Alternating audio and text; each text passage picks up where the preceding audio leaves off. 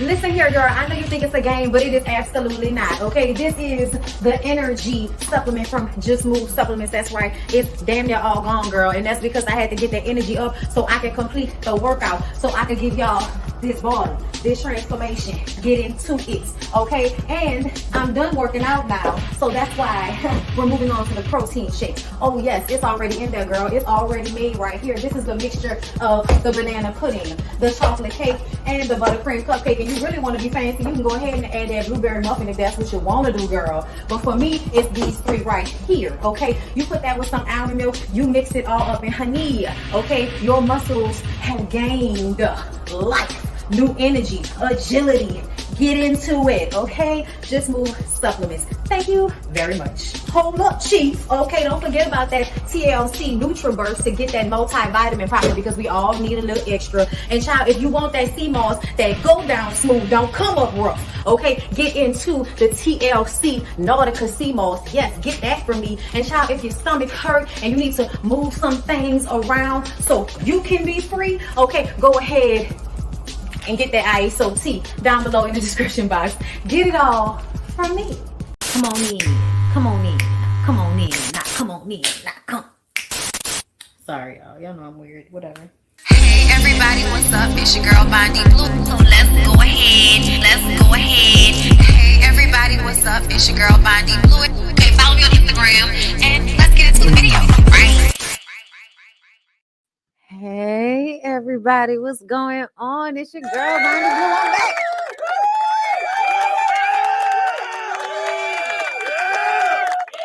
What's going on, people? Y'all know I don't normally do this, but y'all know I'm going down to Atlanta for the Boss Babe Awards tomorrow. Thank you for everybody that voted for me. I appreciate you. Okay, hopefully I'll come home with the award for YouTuber of the Year for 2024, Lord. Okay, we hope so. But either way, I'm so excited because I get to see Jamar and Scotty and Roxanne. Y'all know I love me some Roxanne for its rocks. Okay. And hopefully I'll get to see Jamie. Okay. Because girl, I need to see my people while I'm out there. Okay. I need to touch people, hug people. Okay. Say hello in person. But I hope everybody is doing good. Listen, Thursday night, normally we have an OLFP, but we do not have one this week. We will be back next week on my channel with the Ooh Ladies First panel. So don't fret none. Okay. We'll be back. But y'all know we have to take a week off a month, girl. And next month we, because it's depending on how many months, girl. We only do 3. It's 3 of us. So we do one, you know what I'm saying, each week for 3 weeks out the month. And then we out here. Okay. People got stuff to do. Okay. But I'm so happy that y'all are here. 234 people in the room. Make sure y'all like the video. That's how y'all let people know that we're live and we're on. Because they don't send out the notifications like they supposed to. They don't. So also share me. Do your thing, girl. Share. Okay. Sharing is caring. Okay. Don't be a hater. All right. Let's go ahead and get right into it, girl. We're gonna start here. We're gonna start with Megan. A new lawsuit filed by Megan Thee Stallion's former cameraman Emilio Garcia accuses the singer of a hostile work environment and harassment, including allegedly forcing him to watch her have sex with another woman while he was trapped in a moving vehicle. In a press release, Garcia's legal team also alleged that the plaintiff is owed more than 6 figures in back pay and that he endured fat shaming and intolerable working conditions that resulted in physical illness and emotional distress during his time working for the singer. He's a rapper. She's a rapper. There's a difference. Filed Tuesday in LA County Superior Court, the complaint, which was obtained by The Cut, lists Megan Thee Stallion, her company's Hot Girl Touring LLC, and Megan Thee Stallion Entertainment Inc. and Roc Nation as defendants. According to the suit, Garcia began working with Megan Thee Stallion in 2018 as her personal cameraman and started working for the Grammy winner full-time a year later. In one alleged incident from June 2022, Garcia says that he traveled to Ibiza, Spain with the singer. After a night out, Garcia claims he, Stallion, and 3 other women were in an SUV together when Stallion and one of the women began having sex next to him. In the complaint, Garcia said he was embarrassed, mortified, and offended throughout the whole ordeal and could not escape the situation because they were in a moving car in the middle of nowhere in a foreign country. I felt uncomfortable. I was kind of frozen. I was shocked at kind of just the overall audacity to do this right beside me. Garcia told NBC News in an interview Tuesday. A day later, Garcia claims Stallion warned him, "Don't ever discuss what you saw." According to the lawsuit, Garcia claims that during the same trip, Stallion called him a fat bitch, told him to spit your food out, and said, "You don't need to be eating." The complaint claims that the harassment was so severe or pervasive that it created a hostile, abusive work environment for Garcia. To hear someone who advocates about loving your body tell me these things, Garcia told NBC, "I felt degraded." Additionally, upon returning from Ibiza, Garcia claims that his compensation structure had changed from a monthly flat rate to being paid per task, and that he saw a decrease in bookings from Stallion and her team.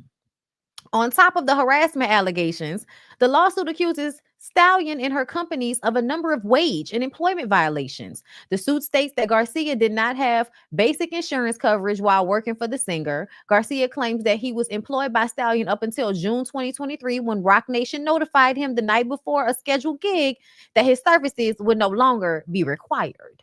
In the release, Garcia's law firm claimed the former cameraman believes his firing was in direct retaliation for his complaints about the ongoing illegal behavior and failure to pay him properly. The alleged behavior caused Garcia to face a loss in earnings and other employment benefits, as well as physical injuries, physical sickness, and emotional distress, according to the lawsuit.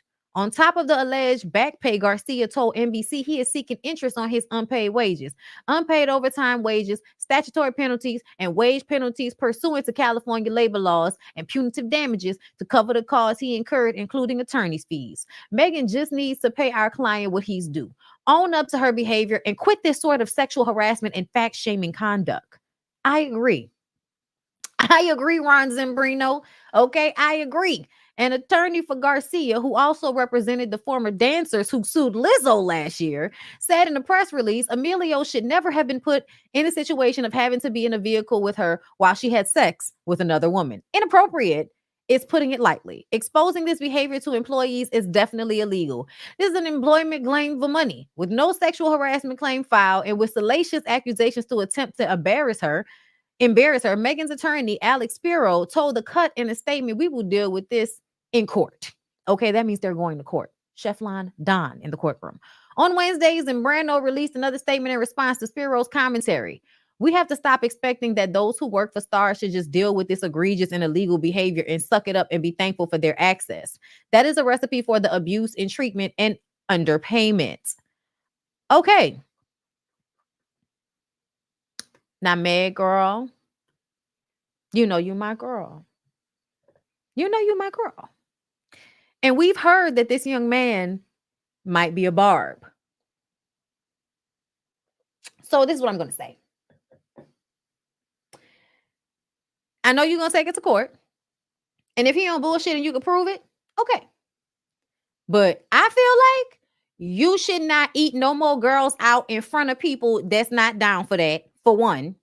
Okay? Let people know, listen, I might, we going on a trip, I might eat somebody out. And you might be there, okay? If you uncomfortable, prayer finger, let us know, okay? Maybe he could have sat in the front with the driver. I don't know, all right? I don't know how you force somebody to look at something. You really could just look at your phone, okay? You could look at your phone. You could look out the window, goddammit, okay? You could have closed your eyes and went to sleep, but you didn't have to look at it. But at the end of the day, I'm going to say, like I would say if this was a man, that's some inappropriate ass shit. And at the end of the day, Megan, I understand it's the entertainment industry. And in the entertainment industry, y'all feel like y'all can just do any old thing. You know what I'm saying? Y'all feel like y'all can, get real drunk, real high in front of your employees and just do all kind of salacious things like, finger fuck a girl or something like that. And I just kind of feel like, no, ma'am, you can't do that. And you need to get it together. This is a learning lesson. Don't make no more damn mistakes like this, okay? Don't make no more damn mistakes like this. I honestly feel like you should pay that man, especially if he has proof of his unpaid wages. Please just pay that man the money that you owe him. And I definitely believe you could have started acting like an asshole towards him once he saw you in flagrante delicto giving cunnilingus to bitches. Okay? Get that together, Meg. I could absolutely see her being drunk, acting fucking goofy, and thinking that it was fine because we're in the industry and this is what everybody is used to. You know what I'm saying? Yeah, don't drag it. Pay the man his goddamn money and let him go on about his way. Okay? I don't believe she owes him anything. Listen, you heard me say he was a barb.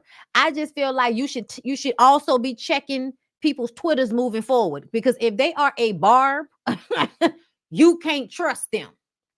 Okay? You can't trust them. And I'm just playing devil's advocate in this moment because I do like to trust the victim in most of the situations, and I'm not going to change the way I am just because he's a dude and all of that. But at the end of the day, this does seem frivolous to me unless it's really about not getting paid. Okay, what's going on, Cynthia? Anyone can file a lawsuit. It sounds like he's mad because he couldn't find more work. Yes, that is a possibility as well. And he's just pulling shit out of his pocket that really didn't bother him but could be considered inappropriate. You know what I'm saying? But that's why she got to cover her ass. That's why she has to make better decisions. That's why she can't be like these niggas and do whatever in front of these people. Okay? Get NDA signed like everybody else. Okay? And at the end of the day, just I feel like just pay the man, okay? And get him up out the way, because people just love to come and embarrass her. Oh yeah, girl, they pointed out on Twitter that the nigga's a bald, which made me really not believe anything he was saying. But I also feel like at the end of the day, I'm not gonna discount his experience. Okay, he said you ain't pay him what he was worth. Okay, you said you know you started acting funny style. If he can prove it, take it to court. Okay, take it to court. Do what you got to do. But Meg, clean it up, girl. You can't be making mistakes like this, because this is how people will take advantage. This is a learning lesson for you. Be smarter moving forward. Do you understand me? Okay, I've said what I had to say. We gonna move on. Okay, girl, hold up. Before I get to Ray J, did y'all see Shereé looking like a whole nother person? I'm so tired of her popping up on Instagram looking like somebody else. Girl, you like 50 years old. We've known you with your face. What you changing it for? It's weird. It's weird for you to always be changing your face, Shereé. And we know it's face tone filters and everything else, but it's just real weird, girl. And then Martel Holt down here in the comments talking about Mrs. Holt. I said, why? Because you filming again? What, you trying to make Ariane mad? What, you think we stupid or some shit? Or wait a minute. Did you think that this is gonna upset Melody? Boy, you know you a goddamn fool. I see they over there online doing a lot. They going back and forth to court. I saw DJ Richie Sky's video today. Shout out to him. Okay. But I feel like we had already talked about Martel over there abusing the children when we talked about him and Melody being in what would they had two articles that came out about them at the same time, and I covered it on my channel already. Okay, I might have to repost that, but I feel like what I heard DJ Richie Sky say is the same shit from back then about him abusing the children and all of that. Okay. What's going on, Cynthia? Okay, thank you for the super chat, love. If I were her, I would fight it. He's saying all of this happened 2 years ago. If she trapped him in a car, that's a crime. Why not file a police report too? Also, why he ain't film it, cameraman? Listen, because you know that's what I was gonna do. You know that's what I was thinking about, girl. I was just like, I would have pulled out my phone and filmed it. Okay, like Rodney's over there doing with Diddy. Okay. Nah, listen, this is one of them times where I'm gonna hear you out. You know what I'm saying? I don't trust nothing he's saying, but at the end of the day, I'm not gonna discount his experience. Take it to court and we'll see what happened. Okay, take it to court and we'll see what happened. But back to Shereé and Martel. I'm tired of them playing in our face. I'm tired of them playing in our face. I don't believe nothing. Neither one of these scam artists say. I don't believe nothing. Neither one of these people say. They look a mess. Okay, I am so not looking forward to Love and Marriage Huntsville and all of the fugaziness. And then look, talking about Mrs. Holt, and she over here with Dennis' daddy, Simon Guabadia. Girl, and let me tell y'all know I've been saying I feel like Shereé must be like the hookup between the Atlanta Thoughts and the African men that got a little bit of change, that's, you know, trying to come over to the Americas, you know, and scam folks and stuff. They need them a little Atlanta hot girl to come in, you know, coming off the plane too. You know what I'm saying? I feel like low-key Shereé be orchestrating. Okay. I don't know if y'all was paying attention before she got with Martel, before she came back on the show. But when Shereé wasn't on the show, Shereé can be pictured with the rest of them going back and forth to Africa and all of this and that. And yeah, it is giving broker. It's giving the plug. Okay. It's giving the plug for the pussy. Is what it's giving. Okay. Yes. All right. Because how did you pay for it all? How did you pay for it all? You don't work. You don't do nothing. You damn sure don't want to work on Real Housewives of Atlanta. I can't imagine how you making your money for real, for real. But this is some messy shit. This is some real messy shit, especially if Shereé and Porsha are both on Real Housewives of Atlanta together. Girl, this is going to be real, real messy. And y'all know that Dennis Daddy is the messiest one of them all. Dennis Daddy is worse than Peter, girl. They might as well make him a housewife because he over there filing everything down to the courtroom in order to drag Porsha's ass through the mud. Do I feel bad for her? Fuck no. Because Porsha lives in a land of delusion. Okay? She lives in a land of delusion where she, you know, give everybody her ass to kiss, put a smile and a big booty on it with some big ass teeth, and y'all act like love wins. I think the fuck not. I think not. That was a nice try though. A lot of y'all fell for it.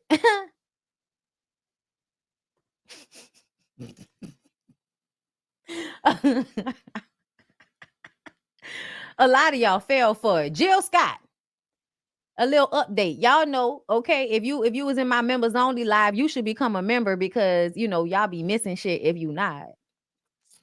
So I said what I said about Jill Scott. Okay, it's giving fake woke. It's giving Jaguar right. Might not be right all the time, but she was damn sure right about Jill Scott. Okay, it is giving real male censored, male identified. She came out here trying to, you know, Chris Brown, he's so talented. Yeah, but he's literally re-traumatizing Karrueche through the words of the song. And as a woke, smart, intelligent Black woman that's supposed to be for our overall, you know, improvement as a people, this seems counterproductive. Okay, but that's okay. I had the full conversation in the members only. This is what she came out with after the fact. Walked away, came back, Googled, read tweets, listened to friends, and considered the state of us as a whole. Some lead with love. You gave me perspectives to consider and directive. Thank you. Some of you only want the highs of war. You may have your war. Bitch. That was a nice try, Jill. That was a nice try. Okay? And you know I love you, girl. I do. I love you, Jill. And I feel like I always will. But ma'am, you is giving old lady sitting under a tree. She called me over and she said to me, my days left here may not be long. I wouldn't waste my time telling you nothing wrong. And see, that's the problem because you don't know what you're saying is wrong. Okay? Love is a flower, needs the sun and the rain. A little bit of pleasure's worth a whole lot of pain. Bitch, I wish the fuck I would. How much pain we talking about? Because that's the mentality. The mentality is, yes, he's so bad, but it also hurt so good. And I get it. But this was problematic. And this was problematic for the reason I said at the beginning, because Chris Brown's words in that song, the way he talked about the woman that had a 5-year restraining order on him, bringing her up publicly in a record for people to bring up what happened to her, to think that was her, that he was play choking in that picture and all of that. I imagine that might be re-traumatizing. And I feel like there should be more grace for the people that have been harmed by these men than grace given to these men. That's just where I'm at with it. Do we all make mistakes? Yes. Have we all been accused of rape? No.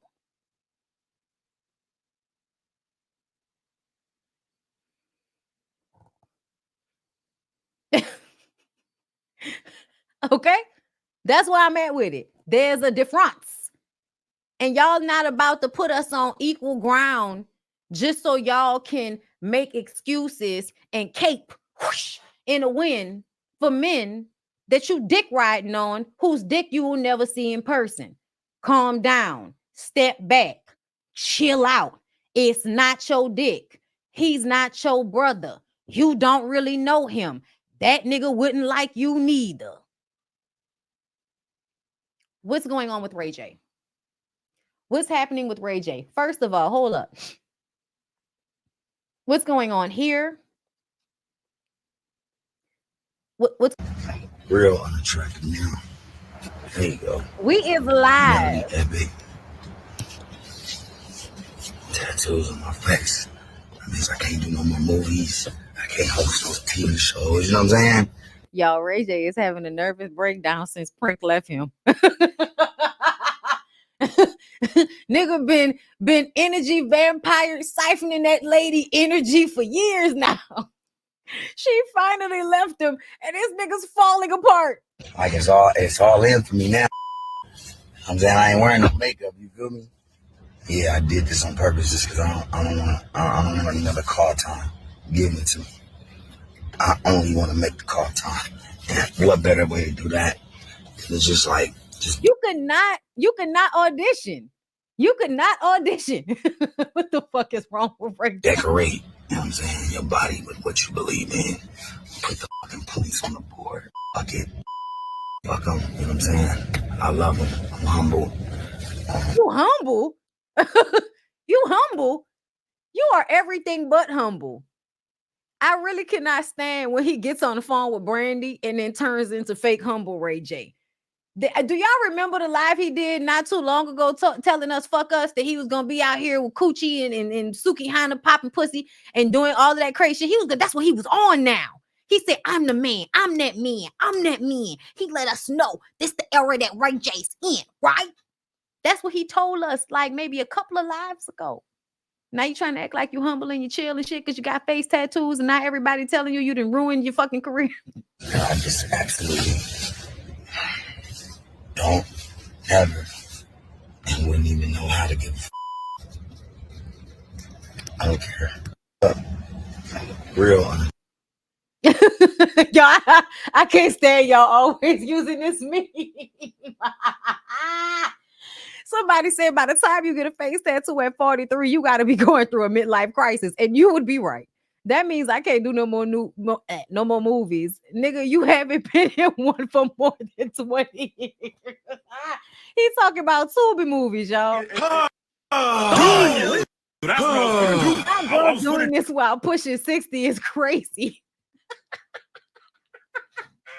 He's not that old. Why y'all did that to son?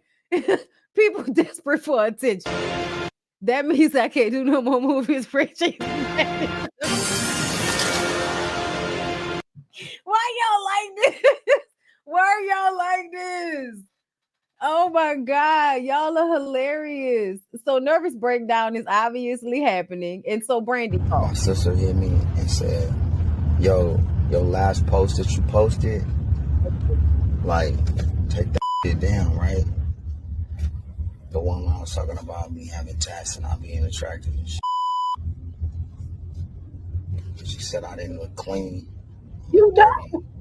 My mouth was chapped. You look musty. You in a nice car, but you look musty. You've Beijinged your hairline, but you look musty. White coming all out my mouth and shit. Wait, hold up. Okay. I was like, wait. Is it fake tattoos or real tattoos? It look fake. They had no water. So I took it down, you know what I'm saying? Shout out to Neighborhood Talk, but they I don't know how the Neighborhood Talk keeps saving it and catching it. But that is good. So I took it down. And they weren't really supposed to post it, but they posted it and now everybody. I think Ray J thinks he's giving us what we want to see. I think he thinks we want to see him going through a midlife crisis. So that's what he's going to show us, him imploding on the internet. And I'm just kind of like, we don't care, Ray J. I think it's hilarious. I'm crazy. Thanks for the content. I'm going to tell you something, though. My whole thing with this is, Brandy, I'm tired of you, okay? Brandy, come to the front. I'm tired of you, right? And the reason why I'm tired of you is because I totally believe that you called him like, come on, Ray, brother, what are you doing, brother? Y'all know they hit they R's hella hard. Brother, what are you doing, brother? Nah, this ain't the way, brother. This ain't what we stand for, fam. Brandy, you're a fucking enabler. You're an enabler, Brand. I can't take it. You're an enabler. If you got to keep calling a grown-ass man to tell him the right thing to do, well, damn it, he's doing it on purpose at this point. Oh, my God. Thank you for the super chat, Sawadadada. Is Ray J on crack, meth, perks? Which drug is it? Child, listen. I don't know. He might be on the edible for all we know. You know he got a weed business. Don't sell him too short. Okay? If anything, he might be on here high on his own supply just so he can promote it. There might be a link somewhere. Okay, he might be selling these fake face tattoos. Just wait 5 minutes and watch he pop up. You want to get social media up in a tizzy and a roar? Do you want to get all your friends talking? Do you want to up your social media engagement by 500%? We'll get all of the new tools to agitate social media by Ray J. Okay. Brought to you by Raycon Global. Okay. We specialize in finding ways to upset your audience in order to increase your engagement. I know you think people not liking you is a bad thing. Nah, fam. Nah. It's a great thing. That's the ad, y'all. That's the ad. Okay. Y'all just saw me on live. Everybody was upset. Do y'all know I increased my sales by 200% because everybody was so worried about me, prayers and everything? They purchased all of the face tattoos I'm selling. They sold out. That's what Ray J does. He sells out. I'm sorry. I'm sorry. Just wait for the tattoos to pop out on sale somewhere. Oh my God, he's selling all kind of shit. I bet you the sweatshirts for sale. Like, I'm sorry, y'all. Okay.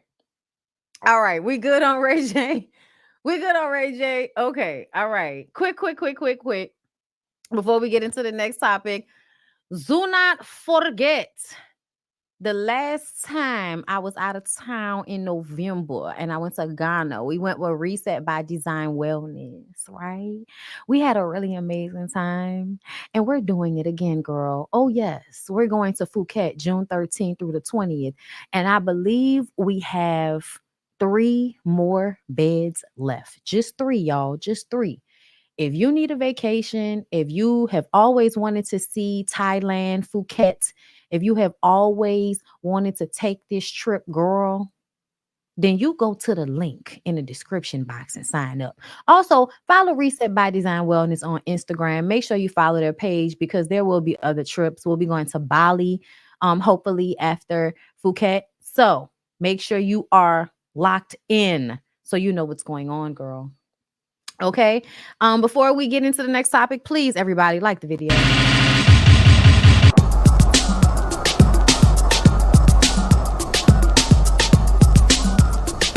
I want to just these is it.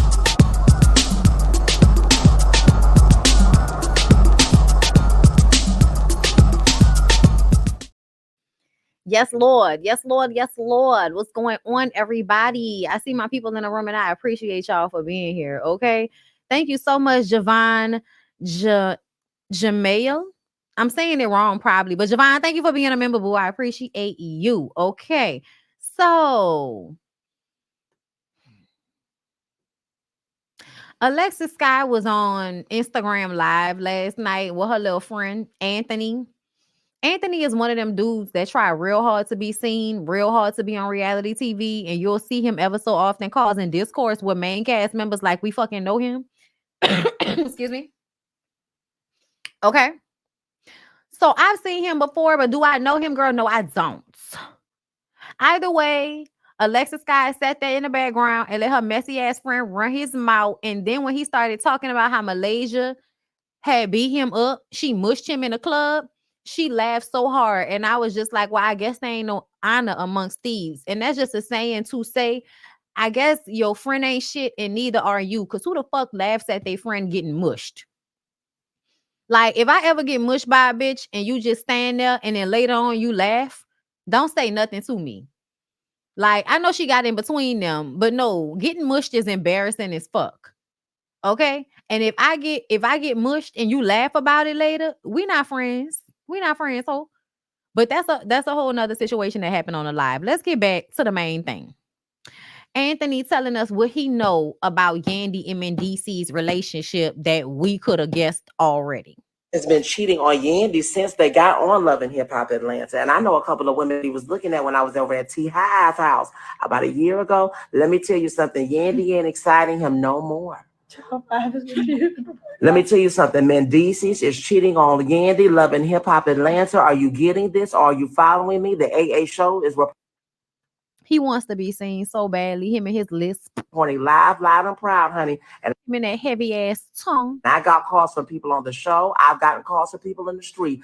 Yandy Mendeecees is cheating on you. Alexis don't know about it, but guess what? I told her about it. So guess what, honey? You need to keep your man on lockdown, honey, because ever since he moved up out of that house, honey, he been fucking everything else. Y'all wanda. Next case. Okay, that was real cute. And I love when y'all steal people's sayings and shit trying to be, cute. But this was all terrible advice. This was all terrible advice. And then later, Alexis Sky came and apologized, but I don't care about her apology.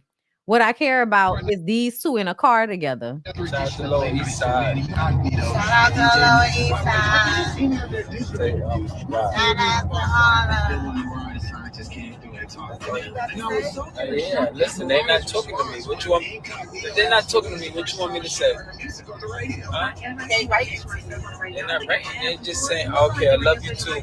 They say, I love you, man, DC. I love you too, baby. Baby. Yeah. That's extra. Yeah, it is extra. You know you did that shit on purpose, Mendeecees. You know you did that shit on purpose. Yeah.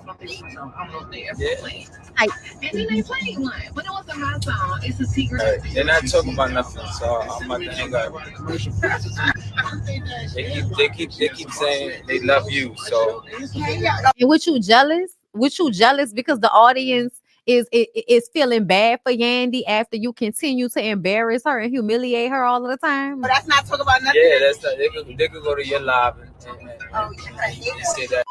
You want them just to say they love you on your live? Yeah, this is my live, of course. That's what they're supposed to say. Some real hateful.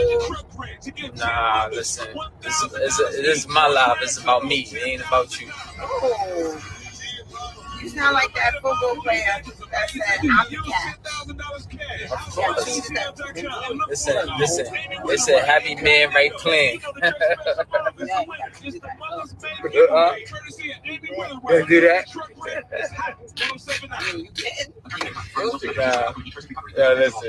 Listen. She said don't do that. That's embarrassing for him to play into that. It's embarrassing for him to play into that. I don't know whether they're playing for the camera because, they like to do a lot of skits. They like to do a lot of playing on the internet, both of them. So I don't know what to believe as it pertains to Mendeecees and Yandy. But if we are taking this situation for face value, she not going to leave him, but she probably should leave him. I put the camera on you so they can see what you was doing. You see, when I got into my listen. Look, I can't fuck with y'all with this. Hold up. I mean, if you going to be on live and you going to be blasting I'm talking to my people. I didn't hear you say nothing. I'm about to read comments. Relax. Just drive. Focus on the road. Don't focus on me. Now you know one thing we don't do is read comments. So what you read the comments for? I mean, you silly. You silly. You silly. Sing that song. He want her to sing fuck nigga free. I don't think she's fuck nigga free though. I don't think she's fuck nigga free. That car is so nice. It's a nice car, Yan. I hope y'all all right over there. I hope y'all all right over there, Yandy and Mendeecees. Why I say gay? He was saying Gay. Bugging out. Good night, y'all. Y'all have a good night. He ain't even talking about nothing. Can't get his camera to act right. We love y'all to death, okay? Clean it up. Clean it up. All right. Bye, y'all. We love y'all. Clean it up, Yan. Clean it up. Pay attention to the road. Shout out to Lower East Side. Shout out to Lower East Side. Yeah. I don't know, y'all. I feel like Mendeecees don't really like Yandy, but he gonna leave and then do what? Go be with a woman that expect him to pay the bills? I just don't like that it feel like in real life he low-key like sabotaging her or holding her back in some capacity. And y'all know I don't even really see it for Yandy, but I just don't like when women give up their power for men who would never do the same for them. It just seems cruel. That's just my opinion on it, girl. But you know, the people gonna do whatever they gonna do. Let's go ahead and move on. So I feel like shout out to the ancestors because Tupac is an ancestor. And Tupac said, hold on, I thought I saved this somewhere. But I know Tupac said, Drake, I know you won't be using my goddamn voice on no song. Y'all thought his estate didn't have enough money, right? Because I saw a lot of y'all online saying Tupac estate better be ready to fight. Well, guess what song just got taken off of the social media? Tailor-Made Freestyle, where he used Tupac's voice in an AI manner. I don't like that shit. I don't like for y'all to use people's voices in AI. I don't like that. I don't like that at all. And I feel like that's some whack ass shit. And I feel like as a person, Tupac would not have approved. He probably would have ripped your ass to shreds. Okay. He probably would have ribbed the shit out of you. Stylistically, who you are, all of that faking and fronting you do. Like, and I feel like using the Black community as a catalyst to push you forward and not really being for them at all. Like, I feel like Drake is a culture vulture, even though he is biracial. He, does have a Black father. You were raised by your white mother. Okay. And I think you realize as a child actor that it behooved you to play into being Black and biracial because you weren't going to make it amongst the white kids, wheelchair Jimmy. So you needed to come over here to the Black people and make yourself seem exceptional. And please don't get me wrong. Drake is very talented, but he's also egotistical. I also have questions about him and the young girls. Okay. And he's lame as fuck. I can't stand no perpetrating ass nigga. And I'm gonna tell you when I realized Drake was perpetrating. I realized Drake was perpetrating when we found out the porn star butterface Caucasian lady he got pregnant. And that's no disrespect to her. But he spent the bulk of his career building it off of the back of Black strippers. And then when it came time to accidentally impregnate somebody who you was going to financially secure for the rest of their goddamn life, you chose the butterface white girl. So at the end of the day, that came off as disingenuous and fake as fuck to me, because why you ain't accidentally get none of the Black girls pregnant? You gonna wait and get the fucking porn star pregnant. Yeah, she a butterface because she got a nice body and that's it. So I don't really see it for Drake. Popping up with fucking braids, putting rollers in his hair, the sexy red shit. All of it's weird. All of it's fake.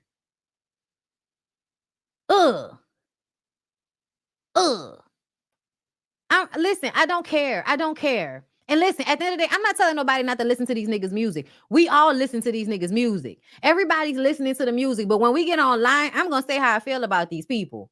I ain't telling you cancel them. I'm just telling you, you can listen to their music. Niggas still ain't shit. It's a rolling, not a stopwatch. Shit don't never stop. Okay. Okay. Let's move on. Sook, what's going on, Sook? Girl, it's the Nutty Buddy smile. Destiny, what are you doing with your life, Destiny? Destiny, what are you doing with your life? Y'all, Suki Hana got arrested in Florida for allegedly trying to sell drugs. Really? You selling drugs, not cootie cat? Girl, you know I thought she was gonna get arrested for selling cootie cat. Nah, I'm just playing, y'all. I'm just playing. I know Destiny not really out here selling coochie. That's why she's selling drugs. And that's why she does minstrel show shit on the internet, because Destiny doesn't really want to sell her coochie. A lot of the young girls get into relationships and don't have a problem with having sex on OnlyFans with their partners. It doesn't mean that they out here fucking everybody in the street for $50. You know what I'm saying? You know, like I be paying attention to Sook. So I know that Suki is not a real hoe. And when I say real hoe, I mean like she's not prostituting her cooch like that, but she will sell drugs. It does feel that way. And it does feel like she'll shake it and bust it open in them songs. Again, minstrel show. She's a minstrel show act. People that do anything to make money, but I do think she has somewhat of a limit to her stuff. This kind of tracks for me. This mugshot is scary as shit. Yeah, Suki got kids. Well, girl, you know, everybody with a coochie got kids for the most part. Everybody with a coochie probably got kids for the most part once you get to a certain age range, girl. Hold up. Let me read to y'all what they said down to the local news. Okay, the local news in Fort Lauderdale. Okay, I'm sorry, North Lauderdale. Broward County deputies arrested rapper and television personality Suki Hana Thursday, according to jail records. Those records show that Suki Hana, whose real name is Destiny Lynette Henderson, was arrested in North Lauderdale on charges of possession of ecstasy with intent to sell, manufacture, or deliver, and possession of codeine with intent to sell, manufacture, or deliver. She had the good drugs. Henderson, 32, with hair. Bitch, she's 32? Y'all, I don't know why I thought Suki was still in her 20s. Suki, you stupid. Suki, you so stupid. And the reason why I say that is because your 20s is the only time you can really make mistakes like this. And yes, and you can make mistakes at any age and come back from it, y'all. Please don't get me wrong, okay? We fall down, but we get up. Okay? Don't get me wrong. But this is some dumbass shit. Destiny, you 32 playing these types of jailhouse bird games? Hair dyed bright orange, she flashed a grin in her mugshot after deputies booked her into jail. Delaware native rose to prominence in 2020 as a cast member of the VH1 reality show Love and Hip Hop Miami. The same year she debuted her mixtape titled Wolf Pussy. She told the publication that her stage name derives from the name of a Japanese restaurant in a Delaware mall. Additional details about Henderson's Broward arrest weren't immediately made available. Local 10 News has put in a request for her arrest report from the Broward Sheriff's Office. Jail records show she has been held in BSO's Paul Rain detention facility in Pompano Beach on a $7,500 bond. And let me tell you something. Hold up, y'all. Let me tell you something. Y'all better go get her. I don't know who's responsible for Suki. I don't know who's the mama, whoever got the kids. Y'all better go down there and pay that goddamn bond and get that girl out of jail. And the reason why I say that is because whatever Suki's doing, she's doing for people that's probably at her house or her apartment right now doing absolutely fucking nothing. I'm just keeping it a buck, y'all. Suki out here being stupid, trying to do whatever she can do to get by, just to get by. That's what she on right now. And it's given all of that minstrel show pump faking shit on the internet ain't paying enough, I guess. That's why it's okay to chill out and have some goddamn integrity about your shit. That's why it's okay to chill out and not embarrass yourself to such heights. Because essentially, girl, if your shit was really stacked up the way it's supposed to be at this point with all of the mess that you do on the internet, you should be paid. Didn't Girl, why is you selling drugs? Didn't Ray J just buy you a whole bunch of Chanel? Yeah, I'm trying to get this one net, y'all. This one net. Ugh. Damn it. Anyway, Ray J just bought her a whole bunch of Chanel, but she's selling drugs? Unless she has so much on her that they just assume she intended to sell it, but she didn't intend to sell it. That was really just her stash. I don't know. But you know, I'm gonna just say this. Remember I was telling y'all about how I felt like Diddy needed a replacement at some point? Remember I told y'all Diddy needed a replacement as the celebrity party guy that's gonna have all of the girls and all of the festivities that you may need to party. Remember I said that? And guess who? Who just got arrested with drugs on her, but also just started doing business with Ray J on his new network, sporting Chanel bags? Remember, everybody was like, Ray J? If you've actually been listening to any of the Hollywood stories, Ray J is always somewhere close by and nobody understands why. As a fucking kid, Ray J was just somewhere running around a record label office, seeing shit he wasn't supposed to see, hearing shit he wasn't supposed to hear. So at this juncture, it's absolutely given somebody needed to take the place. You got the juice now. It's given Ray, you got the juice now is what it's given. I told y'all that, right? Safari, be careful. Didn't he just buy you a car? Didn't he just buy you a car? I hope you being safe over there. Ain't that some shit? Niggas, you know, coming out with books and shit, but getting arrested. Yeah, y'all. Ooh, bitch, you was on my wine, you hoe. Y'all hating that season. I hate it. I hate you, motherfuckers. Anyway, I'm sorry, y'all. Either way, I feel like this is one of them times where I'm low-key on point, but we're going to let it play out. You know what I'm saying? We're going to let it play out. All right, y'all. Quick break. When we come back, we're going to get into Amanda, and we're going to get into Jeannie and Jeezy, y'all. Anywhere you go, give it on. Anywhere you say, anywhere.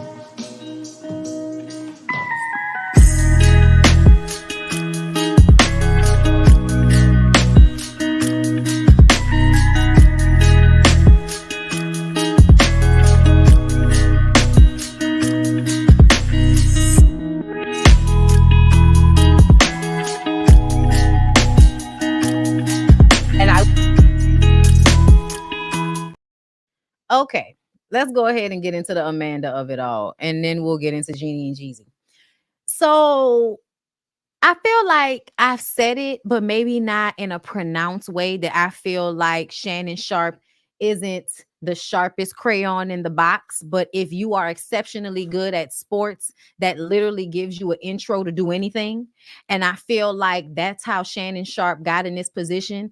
At the end of the day, he gives country bumpkin that shucks and jives for white people, because that's just who he's been conditioned to be. That's what it gives to me. Okay. But at the end of the day, Shannon Sharpe gives his platform to people that want to tell their truth and they want to be seen by a large crowd of people. They can go to Club Shay Shay and they can get they real nigga shit on. Okay. So that's what Amanda went to him for. Because at this point, these allegations of her being difficult to work with are starting to fuck with her paper. Apparently, she has a book coming out. And not only did Essence cancel on her, but other publications decided to cancel on her and not do interviews that they were already going to do because of these articles that came out accusing her of being difficult and not really having any, I feel like, face-to-face experience with her. Now, there are people that have face-to-face experience with Amanda that feel like she's rude and mean to people. And she doesn't always empower women either that she's worked with. Okay? And that's when the everybody is not perfect thing comes in. Not when y'all want to defend somebody accused of grape juice. Not when y'all want to defend somebody that has shot somebody. Not when y'all want to defend a murderer. Not when y'all want to defend an ain't shit ass nigga. That's not when we use nobody's perfect. We use nobody's perfect when somebody is just in general difficult to deal with or a bitch, but they're not really harming anybody. That's my opinion, okay? I like Amanda. I've liked Amanda since I was a child, okay? I was able to identify, find the black girl, Katie, the law is on your side. Cop and a half, okay? My brother and me. Hit me. Listen, I grew up with Amanda.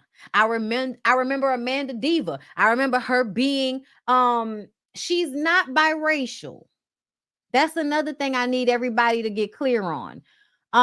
You can't just put out misinformation about somebody. Amanda is not biracial. She's light-skinned. I often wonder, where do most of these people that think everybody that's light-skinned is biracial, where do y'all live? Because those of us that live in other parts of the country know that you can have two black parents and be light-skinned. Like, I feel like me and Amanda aren't that far off in skin tone. I have two black parents. Neither one of them are mixed. I don't think either one of Amanda's parents is mixed. She said both of her grandmothers were great by white men. Either great or great-great-grandmothers were great by white men. That's why she's light-skinned. I want everybody on here to understand that genetics and DNA is not like paint. So a person can have two brown-skinned parents and still come out light-skinned, and genetically it is because somebody in their line is that skin color. Okay? All right? Now let's listen to what she has to say. I did watch the whole 3-hour interview, but we just gonna pull from these clips and then I'll add as we go. It was in the situation at Disney. I was there as the only black girl. Okay. And there was a whole crew. It's like 12 of us. And so I was called an N-word right there while I was there. And I was also bullied while I was there because I was told that you're only here because you're black. You can't really dance. You're just here because you're black. So don't get any ideas. So that's what I'm being told by the other children. Does that suffice as racist to you, or would you want to call it something else? Is that just kids being mean? The kids. So let me ask you a question. As a child, you never said anything derogatory? You was just this model citizen as a child? I mean, children. No. I was never racist. And this is what we talk about. This is what we be talking about, y'all. Apologist. Why are you being devil's advocate for a racist? Why are you, as a Southern man, arguing with a black woman that is telling you, who grew up in the goddamn 90s, she encountered racism in school, especially in private school? Who didn't, girl, definitely experienced racism, especially when you're the smart black girl in class, when your parents actually teach you things and you read other books outside of what's being taught in school. They will try to give you misinformation. I have been the girl that's like, that's not what my daddy said. That's not what I saw on Rosewood, bitch. Like, at the end of the day, I have absolutely had several white teachers that like to discount black people's experience to black children in school. Regardless to what they're being taught about Martin Luther King, they love to put some type of untrue spin on our history. And that is why it is important for you to inform your children your goddamn self instead of relying on schools, because schools have never been telling your black children the truth of their history. And if you pay attention to other ethnic groups, they never rely on white people to tell their stories, because white people are always going to tell it in a way that makes them look better than they actually are in the historical context of the situation. Him needing to undermine her at every turn when she references racism is annoying as hell. Okay? It's annoying as hell. Shannon plays devil's advocate when Amanda explains correcting her white teacher for giving bad information on indigenous people. Shannon says it wasn't racial. It was about a kid correcting an adult. I could understand where you were coming from, Shannon, but at the end of the day, the woman is being, I feel like, purposefully obtuse with what she's teaching these children because she's a white teacher and she's teaching this to students and she wants to misinform them. So I don't give a fuck about somebody being an adult or them being a child. I don't care about that power dynamic you think matters in this situation, because essentially the lady is still wrong and you don't get to pick on a student because you don't like them because they correct you when you give them misinformation, because you're counting on the fact that their parents aren't educating them at home. Cut it out. Especially with the way they are currently trying to take everything African-American out of schools and colleges. And y'all sitting up here having a conversation where a black man is playing devil's advocate about a white teacher giving black children misinformation. And we're literally fighting that in the law right now, state to state. We're literally fighting for them to stop lying on a large scale to the children about the history of the racism in this country. It is problematic, it is dangerous, and it is violent to black people to keep telling them that this is not what really happened to you. The gaslighting of it all. So when you then turn around and do it to Amanda,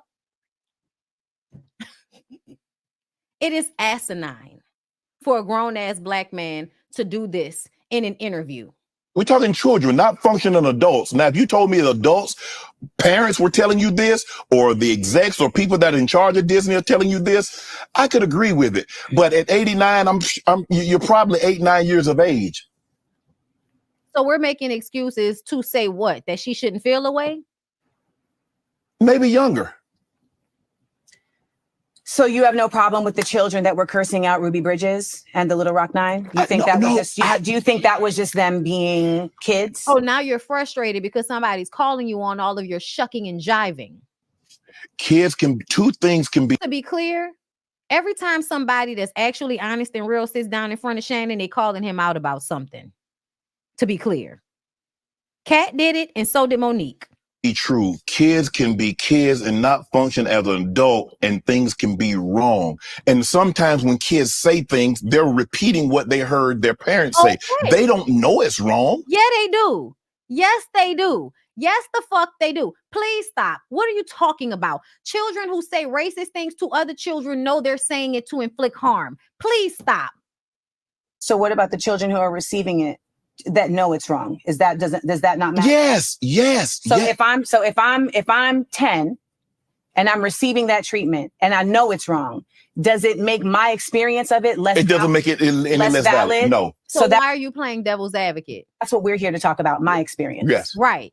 And so my experience is that I experienced that and it was difficult. So that's the valid part of this. I'm not here to protect those people because it's irrelevant. And I was in the situation at Disney. Okay. So that was the one part. She had to check him about that.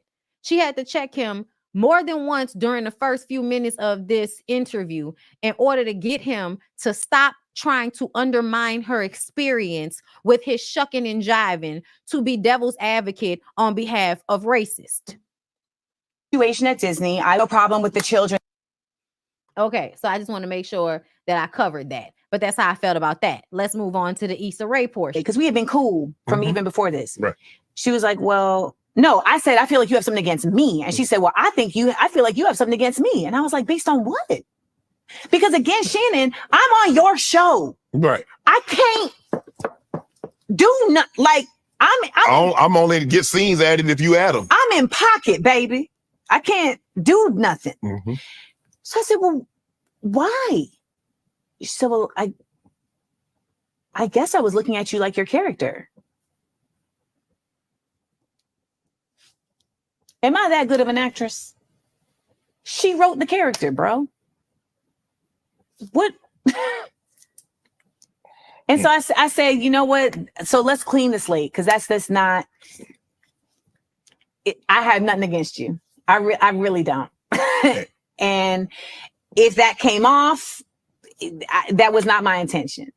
But by the way, because we had been cool. But by the end of the show, There were just certain scenarios where I had to really always be the bigger person and be the balm to the situation. And then in season 5, she just came out of her face at me one time too many. And I just chose to stop being the balm because the show was wrapping. It was the end of the season. It was the end of the series.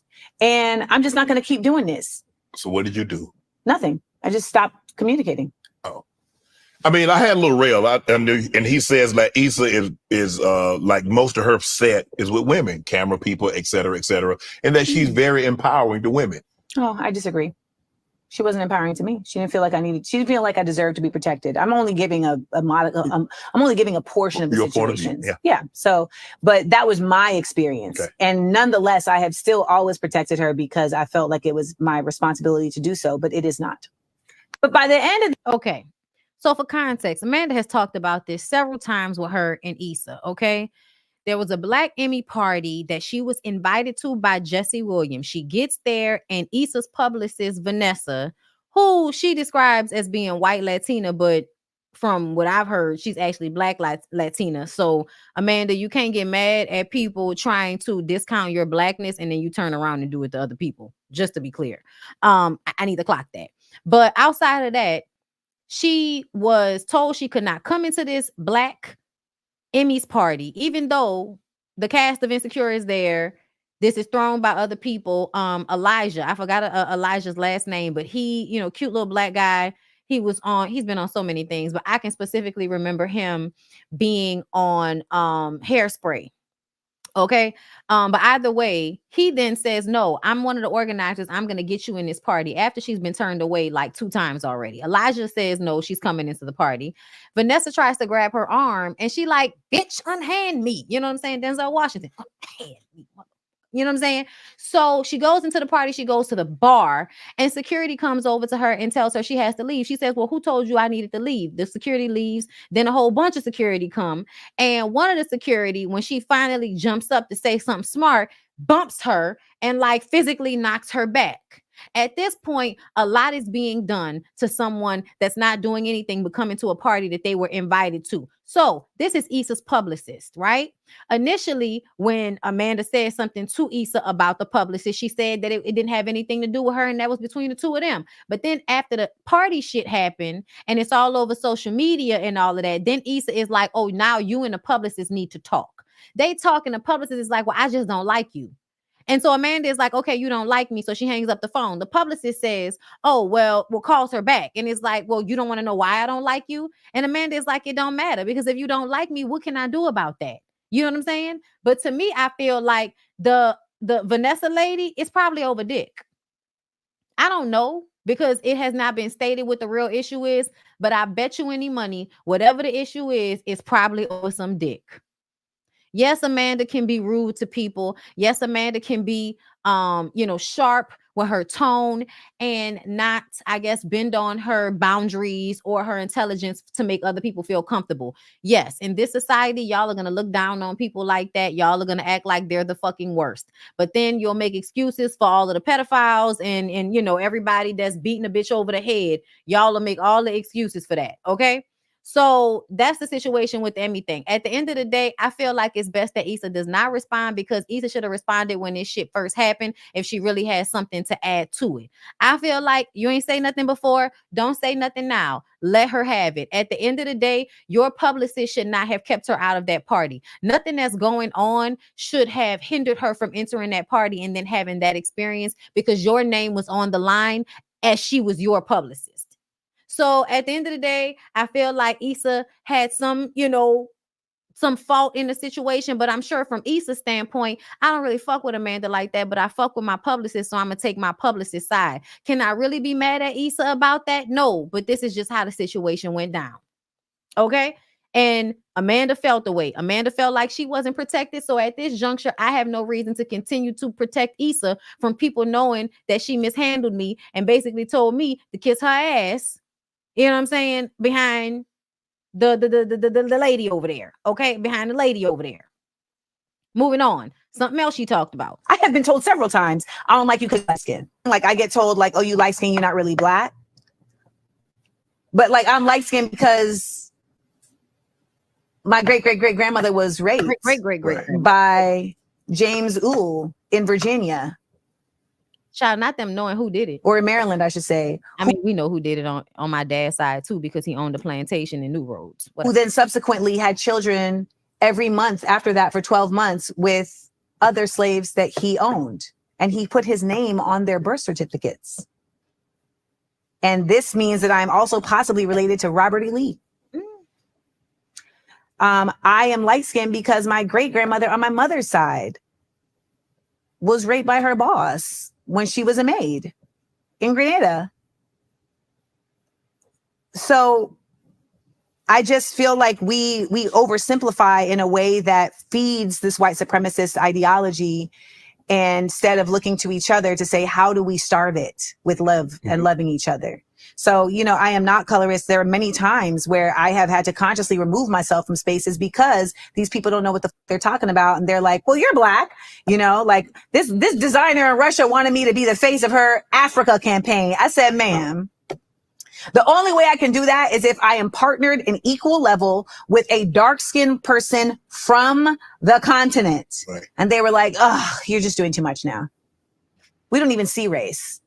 Don't you just love that one? And it took me also a little bit to understand that colorism only works one way. Right. I don't know if bullying is the right word for what happens to light-skinned Black folks who feel like they don't belong. Right. There's no way in the effective dissemination of white supremacy that we would not have dark-skinned women who don't like you because you light-skinned and light-skinned women who don't like you because you dark-skinned. They have been very effective at that division. Yeah. And she's telling the truth about that. I don't know why anybody would want to argue about that, but I know several light-skinned people that have been treated like shit because they're light-skinned by their own families. Because the one dark-skinned parent had a terrible experience with light-skinned people. And then they turn around and have a light-skinned child and then treat the light-skinned child terribly. And vice versa. This happens in families all the time, y'all. It happens in families all the time. I thank God that wasn't my experience in our family because we all are so many different shades. You know what I'm saying? So I didn't have that same experience growing up, but I understood what outside people saw when they looked at my cousin who they think white, but she's not. What they see when they look at my dark-skinned family members, or growing up understanding that my mom was told she's just pretty. She's pretty for a dark-skinned girl. So I absolutely feel like these things happen, and for people to discount her experience, if y'all don't want to call it colorism, child, we can call it something else. I don't give a fuck what we call it, but we're not going to act like light-skinned people don't get mistreated within the confines of the Black community. Yes, dark-skinned people get treated badly in the Black community and in the white community, but light-skinned people will definitely be mistreated by other Black people for not being Black enough, and then will also have to deal with being treated badly simply for being the one Black girl, light-skinned or not. It is what it is. And let's not forget that Amanda Seales came up in hip hop. All of the rappers are colorists. Y'all. Let's keep it a fucking buck. The rappers are colorist.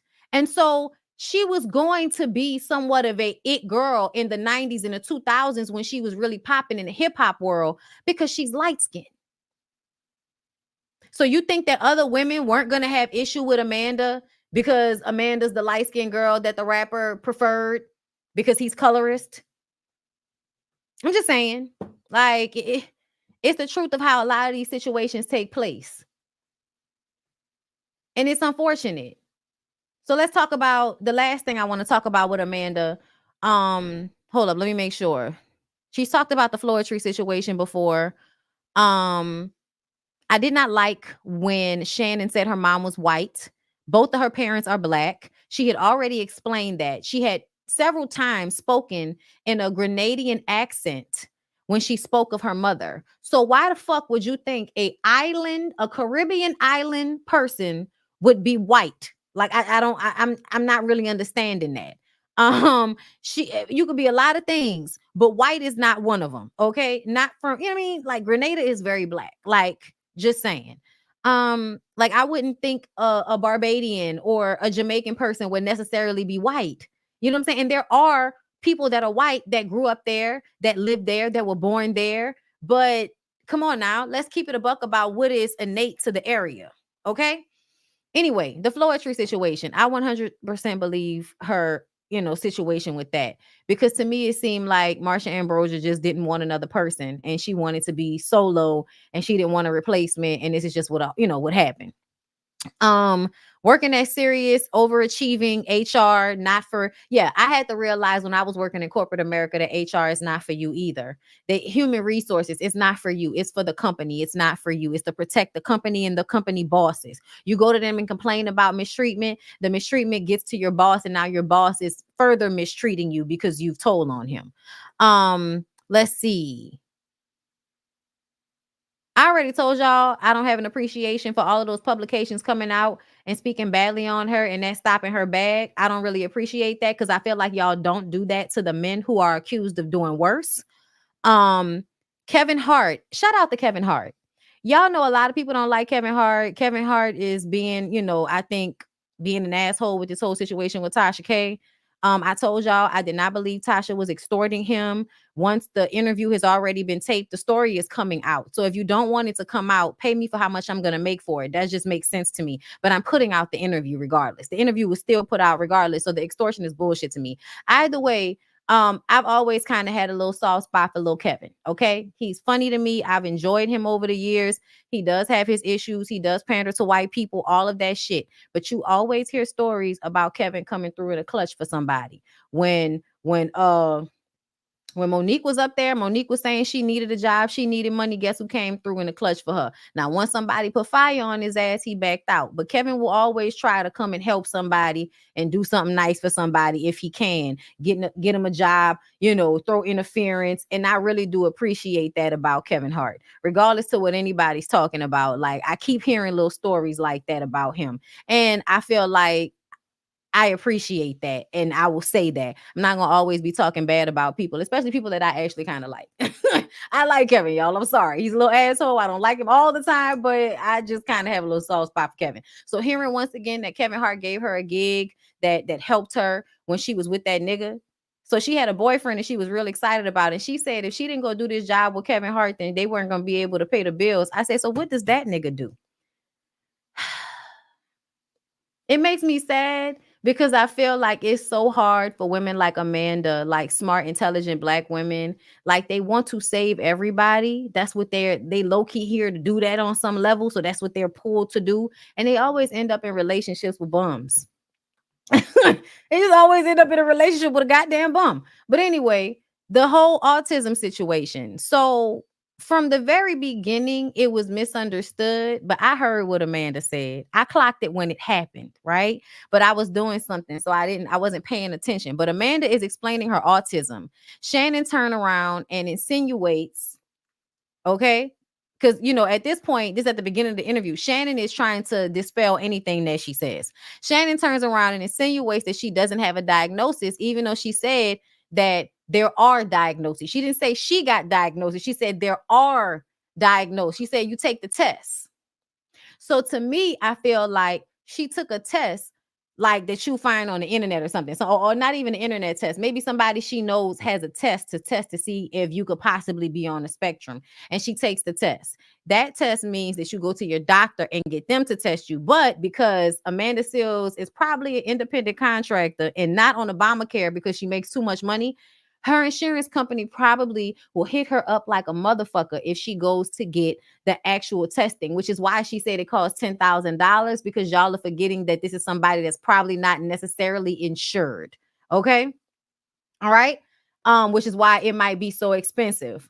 But either way, I feel like people who understand autism can look at somebody like Amanda and pretty much assess that she has an issue with social cues and she's not always picking up on things. And she said that. That's a reason for why she might come off the way she does. And it reminds me of The Good Doctor. I don't know if y'all have ever seen that show, Good Doctor, but it's a really good show. And it talks about, I think he had a guy who has Asperger's, I believe he had. But as she said, they changed the name. And one of the things about him is people did not like him because he was so matter of fact. He's always telling you the truth. He's always going to correct you if you're wrong. And he's just very cut and dry, and he doesn't get the social cues. And that upsets and pisses off a lot of people. But he's such a good doctor that they still, have to keep him. They wanted to fire him a bunch of times. Like, they didn't know if he could do the job because he's going to tell you what you don't want to hear. He's going to say the thing that another doctor that knows social cues is not going to say. When you peep how Amanda is as a Black woman, you're not going to, as she said in this interview, you're not going to pick up on it with Black people, because Black people really learn how to blend in with their surroundings better than anybody else. Black people learn how to blend in with society around them better than anybody else. So Black women specifically, yes, House is like that too.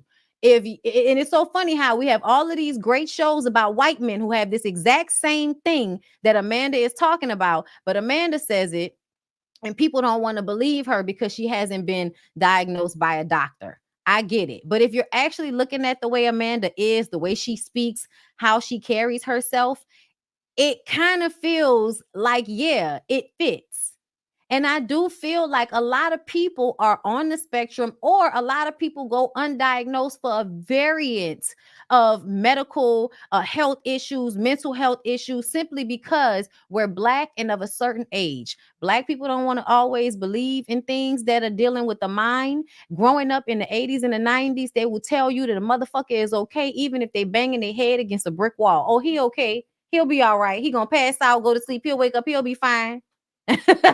Okay, I know a whole bunch of people that never know what to do or didn't have access to the right doctors, or people who knew how to identify things. So I feel like to just completely push aside what she's saying because she hasn't gone to a white doctor, so to speak, you know what I'm saying? Because that's what it is. The system of doctors in this country is basically like white supremacy. If you really pay attention to it, it's saying that you can't possibly know what you're talking about if these white people haven't accredited you and said you know what you're talking about. Even though we know a lot of times they don't know what the fuck they talking about. And there are some doctors who are more into Eastern medicine, who are more holistic. They may have a better understanding of how your body works all together versus a doctor that's just been taught how to handle the scientific biology of a situation and negate the mental and emotional of a person. Okay. All right. So now that I've said that, let's go ahead. They cut out at the end. He was asking, no, I have not been clinically diagnosed by a doctor because I'm not paying $10,000 to do that. And most people will tell you that at this age, you don't need a clinical diagnosis in that sense. And I think that's the other thing. It's like, we are so conditioned here in this nation to really only consider something in one kind of way. And I will get back to that. Okay, so Pete, this comment right here, Simone, attorney Simone, this is literally what Shannon was trying to clarify, and she got irritated. She got irritated because throughout the interview, he consistently tried to undermine her experience. So if I already know that you're not going to take my word for it because I didn't go and get diagnosed, I'm going to probably withhold in some way or talk around it because I know you're not going to believe me. I know you're going to say, because you've already showed me, you've already demonstrated that you want to argue against whatever I say is my experience or whatever I say my understanding of myself is. You're going to argue with me about it. And it's already obvious that Shannon likes to argue on behalf of white people. So you know he's somebody that probably believes if you haven't gone to a doctor and gotten diagnosed by an actual doctor, then you don't know what the fuck you talking about. When we know that that's not necessarily the truth. I can say myself a time that I've gone to the doctor and I told this lady I have what was it when I had pneumonia? I've had pneumonia 3 times in my life, y'all. Before the whole situation in 2020. I had pneumonia 3 times. And I said this, the third time I had it, I went to the emergency room. I said, I feel like I have pneumonia. I've had it already before. I feel like I have it again. I would keep getting it at the same time of the year, right after New Year's. It's usually the coldest time of the year. I was working at the news station, and they would always put me on the New Year's Eve shift where I'm right by the river, out by the water when it's freezing cold. And I would get pneumonia every single time that I was on this shift at this time of the year. I was sick right after. So when it happened the third time, I was like, I already know. I remember where I was. I know how I got sick. I have pneumonia. This lady told me it's probably not pneumonia. Do you know she went and tested me and came back and said, so yeah, you have pneumonia in your left lung. I said, yeah, I know. The fuck? They really don't believe. They really do not believe when a person says they know something about their body. They want to discount whatever doctors, period, do this. Want to discount your experience of what you think about your own body. So I know that he wouldn't have believed her if she had said, no, I haven't gotten diagnosed, but I took a test. It would have been discredited. He's already undermining everything she says. At one point in the interview, she has to stop him and she says, I have been to school. I am a scholar. I have my master's in this. You don't have to argue with me every time I say I've experienced racism, because if anybody knows racism, it's somebody that studied it to a mastery level on a collegiate level. Okay? On a college level, I have gotten to my master's in African American studies. I know racism when I see it. So for you to consistently argue with me about everything that I consider my experience, of course I don't feel safe telling you the truth of the matter, because I know you'll undermine what I've said. So yeah, y'all, I know that y'all wanted to take this as a reason. Oh, look, she's a liar. Why the fuck would she lie about autism? Y'all don't like this lady anyway. The people that don't like Amanda are not going to like Amanda anyway. It doesn't even make sense to lie about something like that. But at the end of the day, if y'all feel like Amanda is lying about that, that's fine. All I know is Amanda is a tough cookie. The society we live in, she is not a personality that jives with a lot of people. And you have to be a specific type of personality that is usually shunned for being honest and being yourself, in order to truly understand who she is and understand that you don't always have to agree with somebody, and you also don't always have to like somebody in order to advocate for them and feel like they don't deserve to be mistreated in the spaces that they advocate for. Period. Period. That's my opinion about it. Shy Girl's Perspective, thank you for the super chat. I just got diagnosed last year. Even though I've been in therapy 3 years as a 35-year-old woman, women are good at masking it. Black women mask 10 times more due to our experiences. Amanda definitely has it. I mean, honestly, you can fucking tell. When you really think about it, when she was talking, I was like, bitch, you absolutely remind me of the Good Doctor. So yeah, I could definitely see that.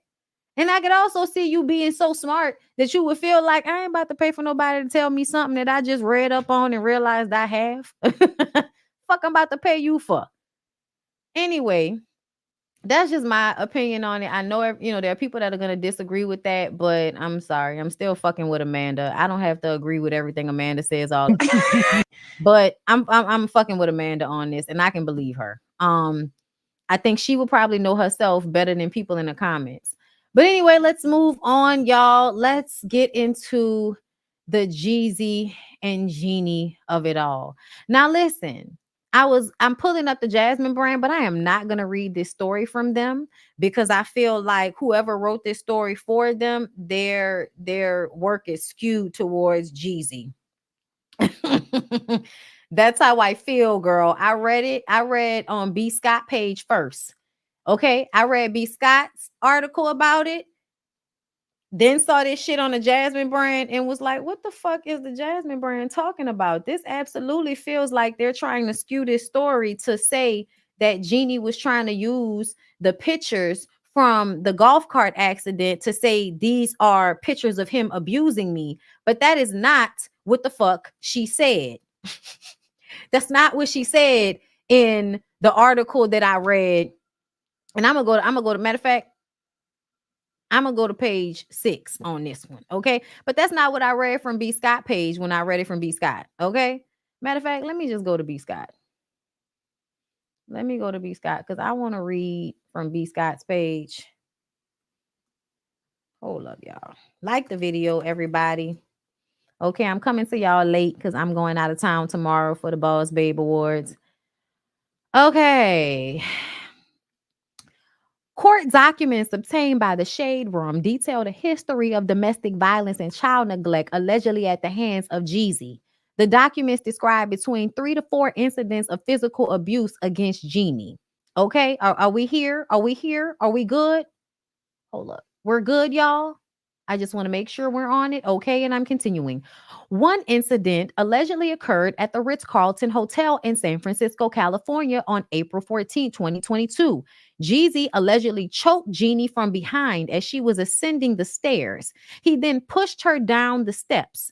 Per the paperwork, the incident caught the attention of the hotel security guard stationed in the lobby. Records show the rapper proceeded to verbally assault Jeannie, calling her a fucking bitch and repeating, "I can do so much better than you." Security allegedly intervened and provided Jeannie protection after she repeatedly stated she felt unsafe.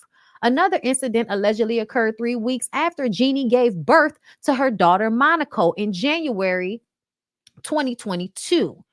Reports state that during a conversation inside a parked car on January 18, 2022 in Miami, records show that Jeezy requested that the driver step outside the vehicle and began to berate Jeannie. At the time, he hurled insults such as "you whore" and said, "I can't wait to divorce you when we get back." Jeannie was held against her will inside the vehicle. While trying to escape, Jeezy allegedly struck her with a closed fist across her cheekbone and eye. The attack reportedly caused her a subconjunctival hemorrhage. Following the incident later that week, the estranged couple contacted their pastor and therapist for counseling regarding the ongoing domestic violence. All reports of abuse were reported to a pastor, therapist, and close friend of Jeannie's. Another incident reportedly involved verbal abuse at the UNCF 39th Annual Atlanta Mayor's Mass Ball on December 17, 2022. Is that when she had them sunglasses on? During the UNCF event, Jeannie went to the restroom with her girlfriend, and Jeezy allegedly became enraged because he did not know her whereabouts for 25 minutes. He allegedly reacted by abruptly demanding that the two leave the party. Once in the vehicle, Jeezy reportedly asked the driver to exit and began to abuse his estranged wife verbally. She attempted to exit the car 2 times per the court docs. On the second time, he allegedly grabbed the neckline of her dress, tearing the dress and causing multiple 2 to 3 inch scratches across her right breast with his fingernails. Jeannie reported this incident to her therapist while Jeezy was present. She also told her best friend in confidence about the incident. In another incident, Jeezy allegedly injured Jeannie and himself after crashing a golf cart.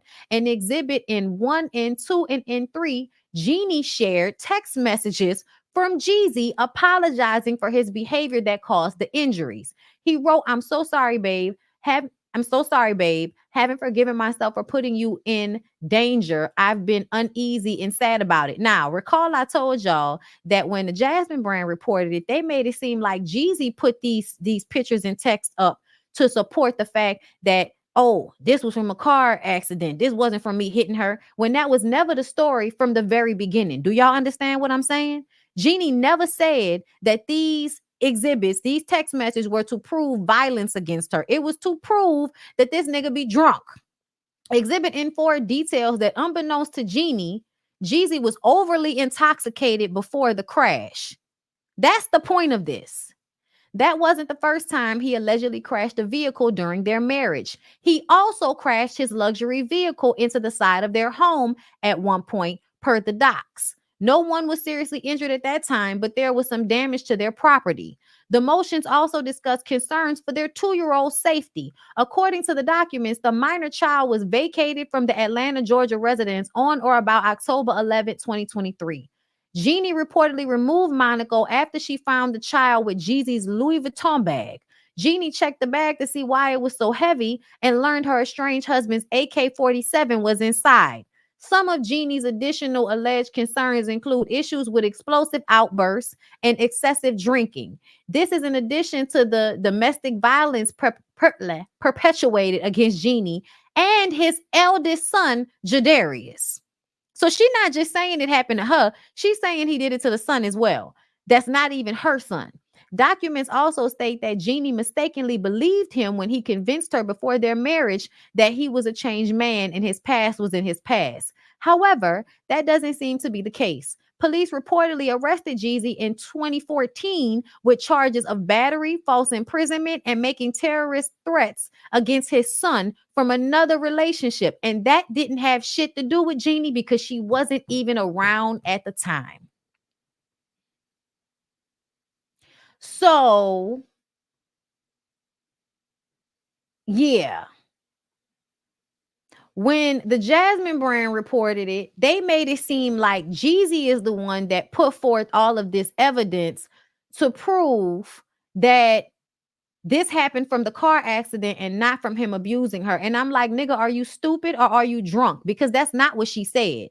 As I read, she never said he was abusing her in this situation. She said he was drunk and she didn't know how drunk he was. His foot got messed up during this accident and everything. It says Jeezy vehemently denies these abuse allegations. The rapper and author says the specific incident that she is referring to is a complete lie. Court docs state the injuries that Jeannie references are actually from a golf cart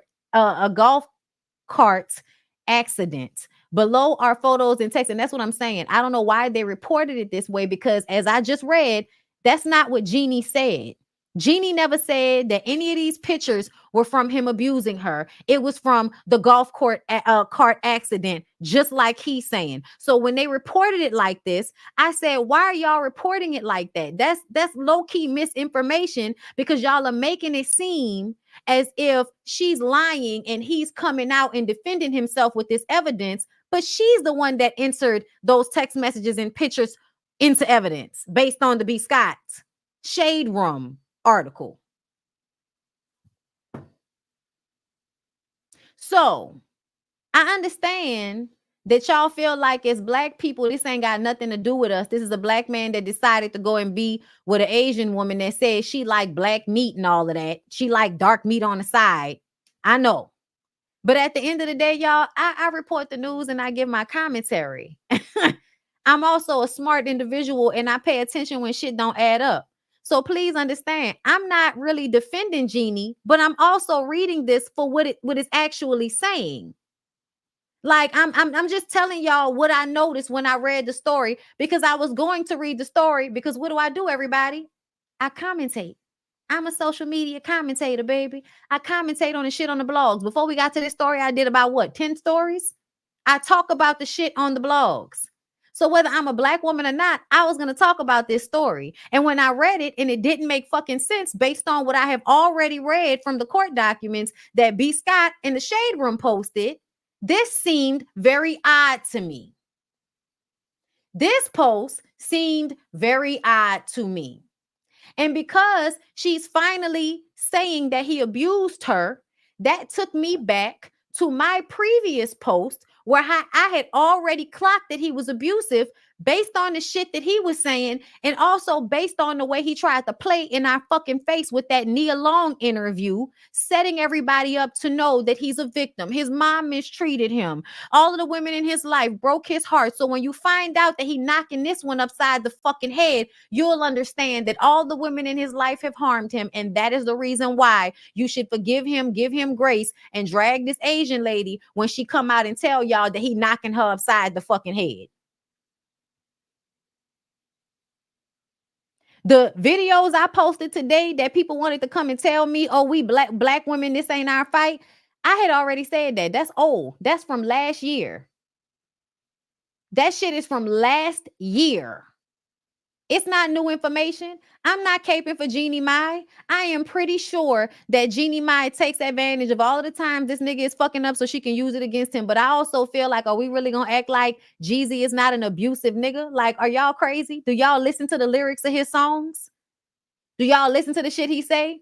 Do y'all pay attention to any stories about him? Do you look at him and feel like he fits the mold of a certain type of man that you know that's probably went upside your fucking head? It's very weird to me that y'all act like y'all don't see Jeezy clearly or something like that.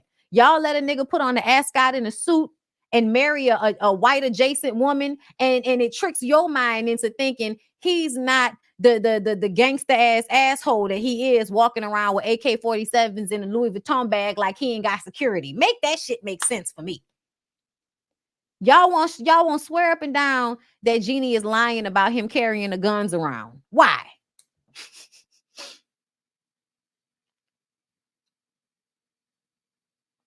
I feel like Jeezy's been trash. I thought when these men are great rappers, they make great music, but when it comes to how they deal with women, they're usually trash, y'all. I don't understand why that's confusing to anybody.